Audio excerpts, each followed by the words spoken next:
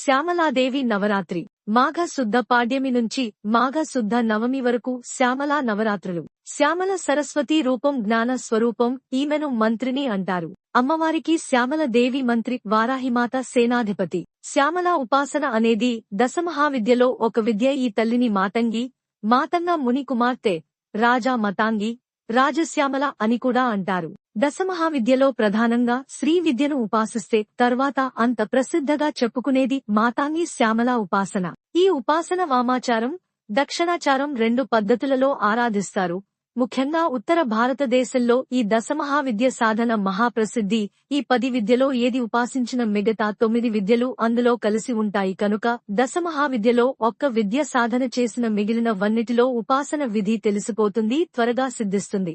అయితే ఈ దశమహావిద్యలో శ్రీవిద్య ప్రధానంగా శంకరులు వారు వ్యాప్తిలోకి తెచ్చారు. దానికి కారణం శ్రీ విద్యలో బ్రహ్మజ్ఞాన తత్వం గురించి ఉంటుంది. ముఖ్యంగా తాంత్రిక ఉపాసకులు ఈ శ్యామలా నవరాత్రిని విశేషంగా జరుపుకుంటారు. విసుక్రుడు అనే రాక్షసుని సంహరించిన దేవతలలో వారాహి శ్యామల రూపాలు ప్రధానమైనవిగా లలిత నామ వివరణలో తెలుసుకున్నాము. ఇంకా అనేక సందర్భాలలో శ్యామలా దేవి గురించి సహస్రనామంలో ప్రస్తావించబడినది. అమ్మవారి కుడివైపు శ్యామలాదేవి, ఎడమవైపు వారాహి దేవి ఉంటారు. అమ్మవారు ఆమె అనామిక ఉంగరమును రాజముద్రగా శ్యామలాదేవికి అలంకరించి ఆమెను ప్రతినిధిగా రాజ్యభారమంతా అప్పగించింది. అందుకే రాజశ్యామల అంటారు. శ్యామలాదేవిని ఉపాసించిన వారికి విద్యలో రాణిస్తారు. కోల్పోయిన పదవులు, కొత్త పదవులు, ఉద్యోగాలు పొందుతారు. త్వరగా మంత్రసిద్ధి పొందడానికి, ఏదైనా చెడు ప్రయోగాల నుండి రక్షించడానికి ఈ తల్లి ఉపాసన ప్రసిద్ధిగా చేస్తారు. ప్రధానంగా ప్రసంగం మరియు నాడా కంపించే ప్రతిధ్వని మాతంగి మన చెవులను మరియు వినే సామర్థ్యాన్ని కూడా నియంత్రిస్తాయి. మాతంగి రుద్రవీణం రోగిస్తూ ప్రదర్శించబడుతుంది. పాటలు మరియు రాగాల యొక్క స్పష్టమైన రూపంగా ఆమెను సూచిస్తుంది. సరస్వతి యొక్క తాంత్రిక రూపం శ్యామల.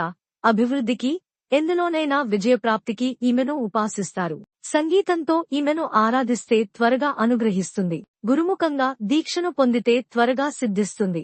ఈ శ్యామలా దండకం చాలా ప్రసిద్ధమైనది.